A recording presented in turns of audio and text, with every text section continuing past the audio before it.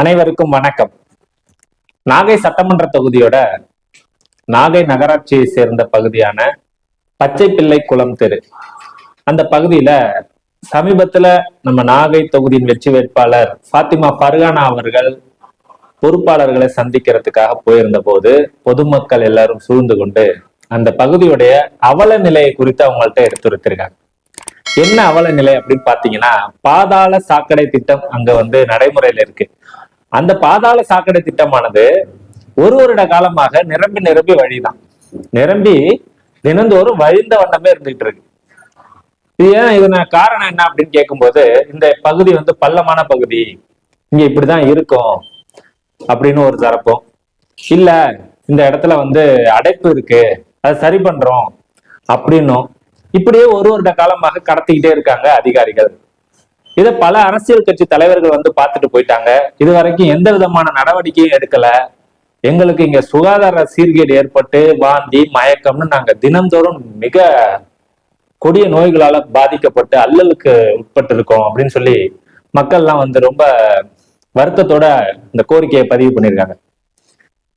இதை பார்த்துட்டு நம்ம நாம் தமிழர் கட்சியுடைய அண்ணன் அப்பு என்கிற அகஸ்டின் அற்புதராஜ் அவர்கள் உடனடியாக அந்த பகுதிக்கு நம்மளால என்ன நடவடிக்கை எடுக்க முடியுமோ அதை எடுக்கணும் அப்படின்னு சொல்லிட்டு நாகை மாவட்ட செயலாளரான தம்பி அரவிந்த் அவர்களிடம் இதுக்கு உடனே நடவடிக்கை எடுங்க அப்படின்னு சொன்னதால இன்னைக்கு அந்த தம்பி என்ன பண்ணிருக்காரு அப்படின்னா, அந்த பகுதி மக்களோட திரட்டிட்டு மாவட்ட ஆட்சியர் அலுவலகம் அவர் அதுல போயிட்டு மனு கொடுத்திருக்காரு. இந்த பகுதிகளுடைய அவல நிலைகளை புகைப்படமாகவும் காணொலியாகவும் எடுத்துட்டு கலெக்டரேட்ல போயிட்டு இன்னைக்கு மனு கொடுத்துட்டு வந்திருக்காங்க. அதை குறித்து அந்த ஊர் மக்கள், அந்த பகுதியை சேர்ந்த மக்களே அவங்களோட குமுறல்களை நம்மள்ட்ட பதிவு செஞ்சிருக்காங்க காணொலி மூலியமா. அந்த காணொலி என்னன்றத இப்ப நீங்களே பாருங்க. சாக்கடை ஸ்கீம் வந்த நாள்ல இருந்து இந்த ஏரியால 15 நாட்களுக்கும் ஒருக்க பொங்கி ஊத்திட்டு தான் இருக்கு. சரி, நாங்க போய் கேட்கும் போது இது மேடு பள்ளம் அப்படின்னு ரியாக்ஷன் சொல்லிட்டே இருந்தாங்க. இப்ப பாத்தீங்கன்னா கிட்டத்தட்ட ஒரு மாசமா ஓடன மணியமாவே தான் இருக்கு. ஒண்ணுல இந்த கவுன்சிலர் அவங்க இங்க பக்கத்துலதான் இருக்காங்க, இதை தாண்டி தான் போறாங்க, தாண்டி தான் வர்றாங்க. நம்ம சொல்லிதான் அவங்க செய்யணும்னு இல்ல, ஆனா அப்படியும் நாங்க சொல்லி அவங்க எந்த ஆக்ஷனுமே எடுக்கல. கேட்டா இது மேடுங்கிறாங்க, பல்லாங்கிறாங்க, அப்படிதான் இருக்குங்கிறாங்க. என்னைக்காவது நினைச்சா எடுத்துட்டு போறாங்க. அவங்க இப்படி எடுத்துட்டு போன ஒரு மணி நேரத்துல பொங்குது. ராத்திரி நேரத்துல மட்டும் வராம பல்லன்னு சொல்றாங்களா, அந்த தொட்டி எங்களுக்கு தேவையில்லைங்கிறோம். அதை எங்களுக்கு பாதுகாக்க தேவையில்லை, எடுத்துட்டு சொல்லுங்க. நகராட்சியில போய் கம்ப்ளைண்ட் பண்ணியும் வர்றோம் நீங்க போய் முன்னாடியே சேர்மன் அழைச்சிட்டு வரேன், கமிஷனர் அழைச்சிட்டு வரேன்னு சொல்றாங்க. வரவே இல்லை, யாருமே பாக்கல. நாங்க கம்ப்ளைண்ட் நிறைய முறை எழுதிருக்கோம். நகராட்சியில போய் நகராட்சியில போய் சொன்னா நீங்க வரி கட்டுறீங்களா, வீட்டு வரி கட்டுறீங்களா, தண்ணி வரி கட்டுறீங்களா, பாதாள சாக்கடை வரி கட்டுறீங்களா,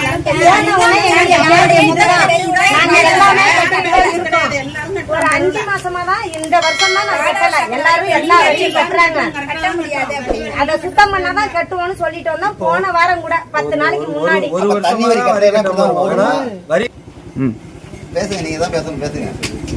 எல்லாம் ஒரு என்ன வாங்கினாலும் சிஎஸ்டி வரி போட்டுதான் எல்லாத்துக்கும் வாங்குறாங்க. ஆனா எதுவுமே செஞ்சு கொடுக்க மாட்டாங்க. நாங்க முனிசிபாலிட்டிக்கு 4 வாரமா நாங்க தொடர்ந்து போயிட்டு கம்ப்ளைண்ட் பண்ணிட்டு வந்துட்டோம். போன உடனே நீங்க வரி கட்டுறீங்களான்னு தான் கேக்குறாங்க. நான் பில்லு எடுத்துட்டு வரவான்னு தான் கேட்டேன். சரி பண்ணி தரோம், சரி பண்றோம்னு சொல்லி செய்ய மாட்டாங்க. வரி கட்டுறோம் சார், பில்லு எடுத்துட்டு வரவா, நாங்க எல்லாருமே கட்டுறோம், பில்லு என் கையில இருக்கு, இப்பதான் ஒரு 5 மாசமா நாங்க கட்டல, சரி பண்ணி கொடுங்க, நாங்க கட்டுறோம் அப்படின்னு இந்த ஒரு வருஷமா தான் கட்டாம இருக்கும். அப்ப வரி கட்டலைன்னா இந்த நாட்டத்துலதான் வாழணும்.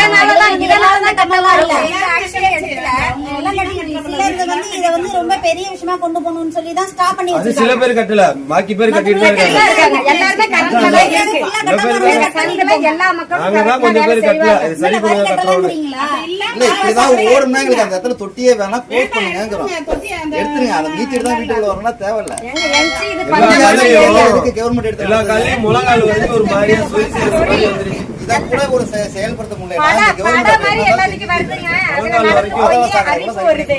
பிள்ளைங்களுக்கெல்லாம் புண்ணு தடிப்பு தடிப்பா புண்ணு வருது. நிப்பாங்களான்னு பாப்போம். எந்த வார்டு எம்சியும் சரி எம்எல்ஏ இந்த இடத்துல கிராஸ் பண்ண சொல்லுங்க. ஒரு டம்ளர் காபி மட்டும் இந்த இடத்துல குடிச்சிட்டு போக சொல்லுங்க. நாங்க அப்புறம் பாத்துக்கிறோம். நகராட்சியில 4 முறை கம்ப்ளைண்ட் பண்ணோம். கம்ப்ளைண்ட் பண்ணதுக்கு அவங்க எஸ்ஐ சார் சொன்னாங்க நாங்க வந்து பாக்குறோம், நீங்க போங்கம்மா. சேர்மனை அழைச்சிட்டு வரோம், போங்கம்மான்னு சொன்னாங்க. அப்படின்னு. வரல. இவங்கெல்லாம் அப்புறம் அவங்க கலெக்டர் வேலையை வீட்டுல போட்டு- போய் நாங்க கம்ப்ளைண்ட் பண்றோம், அங்க போய் உட்காரோம் ரோட்ல அப்படின்னு சொன்னோன்னே இல்ல அது ஒரு 1/2 மணி நேரத்துல வர்றோம், நீங்க போங்க அப்படின்னாங்க. அதுக்கு பிறகு எந்த ஆக்ஷனும் எடுக்கல. அந்த இடத்துல கொண்டு வந்து மண் அடிக்கணும். மண் அடிக்கலைன்னா தண்ணியில விழுந்து அந்த திடீரே நாங்க எங்க சர்க்குலர் தான் அடிச்சோம். திடீரே அவர் அடிக்கல, அவங்க அடிக்கல, நாங்களா நாங்களா இப்ப அடிச்சது. ரோடு எவ்வளவு பள்ளன்னு பாருங்க. அந்த ரோடு எவ்வளவு பள்ளன்னு பாருங்க. நாங்களா அதுக்கு பண்ணிக்கிட்டது. 2 ரோடு மண் அடிச்சிருக்கோம் இடத்துல. இப்ப மண் அடிக்கலன்னா நாங்க அதை நீட்டிட்டு தான் போகணும். அந்த ரோட்ல இந்த ரோட்ல இறங்கவே முடியாது. இப்படி உள்ள இருந்து உயரம் 1 அடி பள்ளம். திடீர் அடிச்சு இந்த இடத்த இப்படி சுத்தம் அடிச்சதுனால பண்ணவே நாங்க இறங்கி தான். ஏறோம். சொல்லுங்க தேவியா.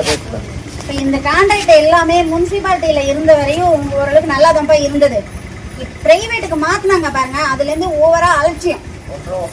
எதையுமே 5 வருஷமா பிரைவேட்ல மாத்தினதுல இருந்து மக்கள் எப்படி கேட்டாலும் பரவாயில்ல, பிரைவேட்டுக்காரவங்க சம்பாரிச்சா போதும் அப்படிங்கிற ஒரே ஐடியால அவங்களுக்கு வேணுங்கிறது கான்ட்ராக்ட் ஒர்க் நாங்க போட்டு கொடுத்தோம், வளையத்தை போட்டோம், மூடிய போட்டோம், நாங்க சாக்கடையை கனெக்ஷன் பண்ணிட்டோம்,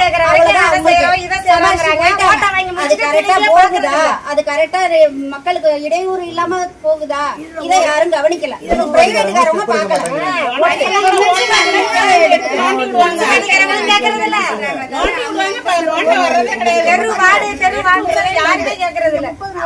ஒரு வீட்டுல மட்டும் 20 நாளா கொள்ள பக்கம் தண்ணி நிக்குது. தண்ணி கூட என்னால பிடிக்க முடியல, கூட பிடிக்க முடியல. அவ்வளவு நாத்தம். இது இப்ப நல்ல தண்ணி அடுத்த கம்ப்ளைண்ட் எல்லா ஏரியா ஃபுல்லா வந்துருவாங்க. இது போய் நல்ல தண்ணியில கலக்க போகுது. கலக்கணும். கலந்தாலும் ஒரு விமோசனம் கிடைக்குமா இல்ல கலந்து குடிச்சிட்டு கிடக்கணுமான்னு தெரியல. இதை இறங்கி செய்யணும்னு ஏன் என்ன வர மாட்டேது? அப்ப எதுக்கு ஓட்டுக்கு மட்டும் நாங்களா? இங்க மனசுல இல்லையா? எத்தனை ஓட்டு இருக்கு? 20 வீடு இருக்கு, அவ்வளவு மக்கள் இருக்காங்க. அப்ப ஓட்டுக்கு மட்டும் ஏன் வாரீங்க?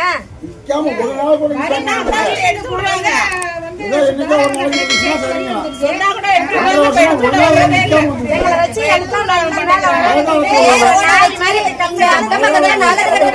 கல்யாணம் காட்சி எல்லாம் கல்யாணத்துக்கு 2000 ரூபாய் செலவு பண்ணி நான் குப்பை அள்ளி இருக்கேன் தனிப்பட்ட முறையில. தெரு நல்லா இருக்கணும், குப்பையும் அள்ளல, சொல்லி அள்ளல. நான் செலவு பண்ணி அவங்கள அள்ளுங்க, நான் உங்களுக்கு செய்யறேங்கன்னு சொல்லி குப்பையை போட்டு வந்து அவங்க அள்ள விட்டான். நான் செஞ்சேன் அவங்களுக்கு 1000 ரூபாய் காசு கொடுத்து அந்த 1350 ரூபா கொடுத்துருக்கேன். டீ செலவு வரைக்கும் பண்ணி அவங்கள நீங்க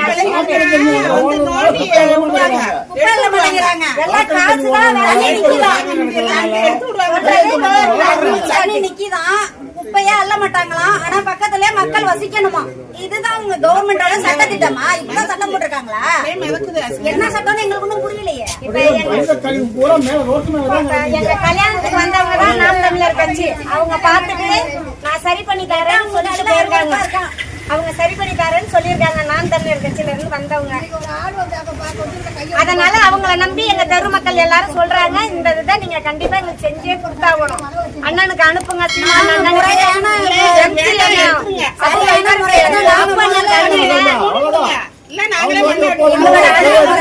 முதல்ல கரெக்டா தான் இருந்துச்சு.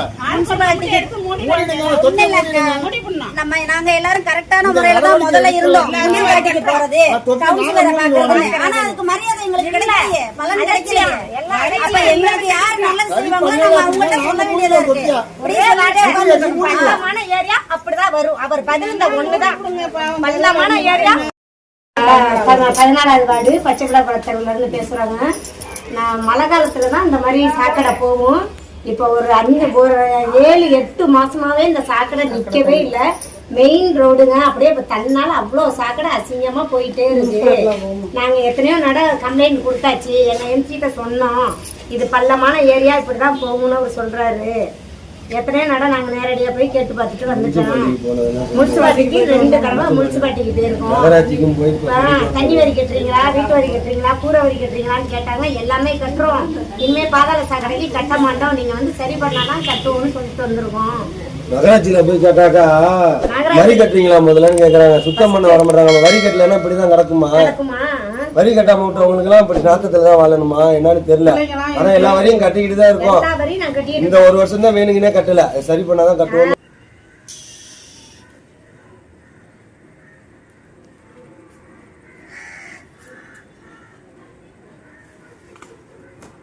இந்த